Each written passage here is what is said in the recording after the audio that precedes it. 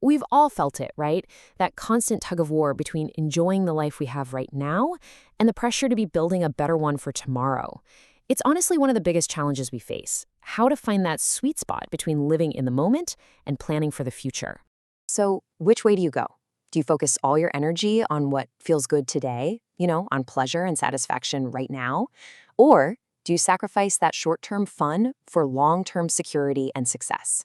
It's a huge question, and it pretty much shapes every little decision we make. But here's the thing. This isn't just some simple choice between two options. It's a really deep tension that can leave us feeling totally stuck. We can actually call this the happiness dilemma.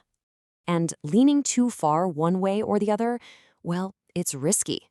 If you live only for the present, just chasing one good feeling after another, you kind of risk drifting through life without any real purpose.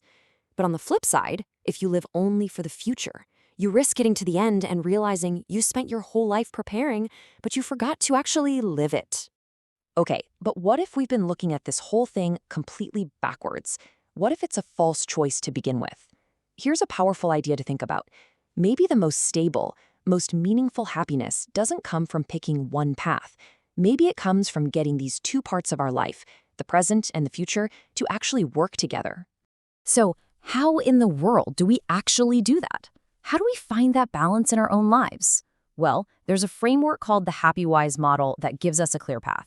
It's built on 4 pillars that all work together. Let's break these down real quick. First, you've got positive chemistry. That's all about the now, right? The joy and good vibes we feel day to day. Then there's discipline, and that's our bridge to the future. It gives our efforts some structure. The third pillar is being. This one's huge.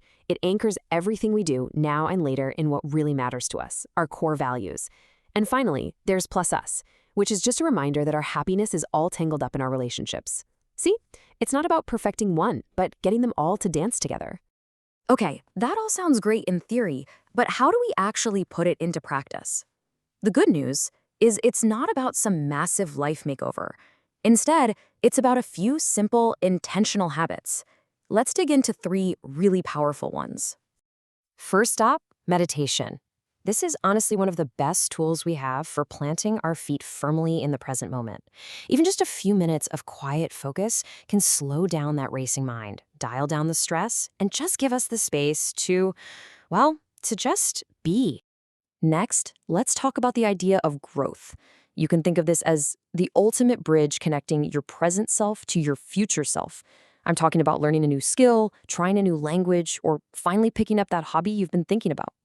And here is why this works so well. When you're learning something new, you get that immediate buzz of pleasure and engagement.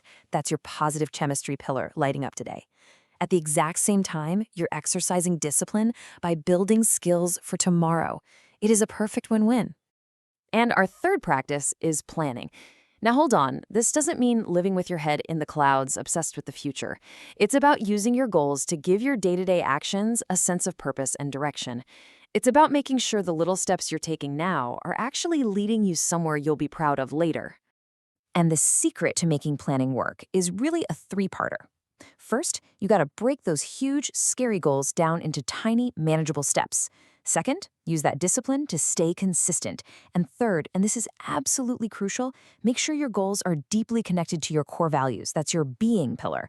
That connection is what gives you real, lasting motivation. So here's the real magic. Meditation, growth, planning, they aren't just separate items on a to-do list. Their real power gets unlocked when they start working together, creating this amazing upward cycle. When it comes right down to it, happiness isn't some fixed destination you just arrive at. It's a dynamic, intentional process. It's the constant, conscious act of balancing what you feel and do today with what you're trying to build for tomorrow. It takes being present, it takes growth, and it takes direction, all working in harmony. So I'll leave you with a question to chew on. When you look at your own life, how's your balance? And what's maybe one intentional thing you could start doing today to connect your present just a little bit more with your future?